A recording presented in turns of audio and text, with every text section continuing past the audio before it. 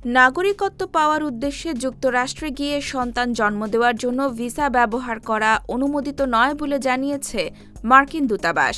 বুধবার মার্কিন দূতাবাসের ভেরিফাইড ফেসবুক পেজে দেওয়া এক পোস্টে এ তথ্য জানানো হয়। পোস্টে বলা হয়, কোনো ব্যক্তি যদি শুধুমাত্র সন্তানের নাগরিকত্ব পাওয়ার উদ্দেশ্যে যুক্তরাষ্ট্রে ভ্রমণ করেন তাহলে তা ভিসার শর্তের পরিপন্থী। এক্ষেত্রে কনসুলার কর্মকর্তারা যদি মনে করেন ভ্রমণের মূল উদ্দেশ্য সন্তান জন্ম দিয়ে নাগরিকত্ব অর্জন, তাহলে সংশ্লিষ্ট ব্যক্তির ট্যুরিস্ট ভিসা আবেদন প্রত্যাখ্যান করা হবে।